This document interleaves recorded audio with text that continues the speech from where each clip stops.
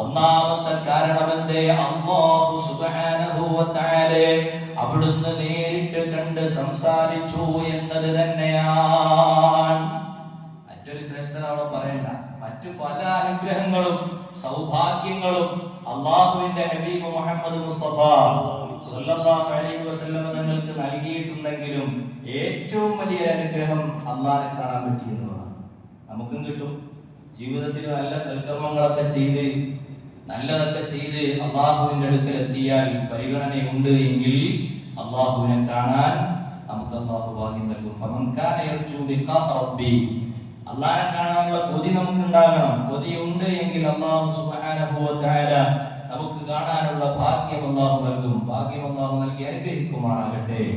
അപ്പൊ മുത്തുനബി സല്ലല്ലാഹു അലൈഹി വസല്ലം തങ്ങളിലേക്ക് ചേർത്ത് വെക്കുമ്പോ ലൈലത്തുൽ ഖദ്ർ വലിയ മഹത്വമുള്ളതാണ്. എന്നാൽ നമ്മളിലേക്ക് ചേർത്ത് വെച്ചാലും നമുക്ക് ലൈലത്തുൽ ഖദ്റാണ്. കാരണം ലൈലത്തുൽ ഖദ്ർ കിട്ടിയാൽ 1000 മാസങ്ങളെക്കാളും മാസത്തിൽ ചെയ്ത അമലുകളുടെ മുഴുവൻ പ്രതിഫലം ഒറ്റ രാവ് കൊണ്ട് അല്ലാഹു സുബ്ഹാനഹു വ തആല നൽകുന്നതാണ്. അപ്പൊ നമ്മളിലേക്ക് ചേർത്ത് വെക്കുമ്പോൾ മഹത്വം ഏതിനാണ്? ലൈലത്തുൽ ഖദ്റിനാണ്. എന്നാൽ മുത്തുനബിയിലേക്ക് ചേർത്ത് വെക്കുമ്പോൾ നബിതങ്ങൾക്ക് ഇസ്രാ മിഅ്റാജാണ് ഏറ്റവും വലിയ മഹത്വമുള്ളത്, ശ്രേഷ്ഠതയുള്ളത് ആരാവാണ്.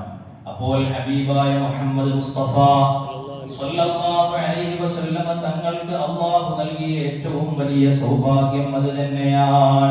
ഇസ്രാ മിഅ്റാജിൽ നൽകിയ സൗഭാഗ്യങ്ങൾ ഓരോന്നും എണ്ണി പറയുകയാണെങ്കിൽ നമ്മൾ ധാരാളം സംഭവങ്ങൾ വിശദീകരിച്ചിട്ടുണ്ടല്ലോ.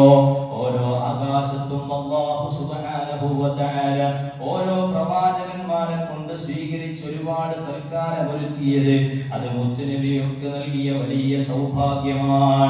അല്ലാഹനെ കാണാൻ കഴിഞ്ഞതും സ്വർഗവും നരകവും ഒക്കെ കാണിച്ചു കൊടുത്തതും പല പല സംഭവങ്ങൾ കൊണ്ട് മുത്തുനബി സല്ലല്ലാഹു അലൈഹി വസല്ലം തങ്ങളെ സന്തോഷിപ്പിച്ചതും അതിന്റെ സൗഭാഗ്യങ്ങളിൽ പെട്ടതാണ്.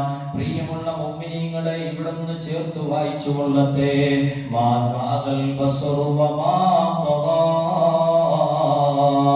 ലഖദ് റആ മിൻ ആയാതി റബ്ബിഹിൽ കുബ്റാ.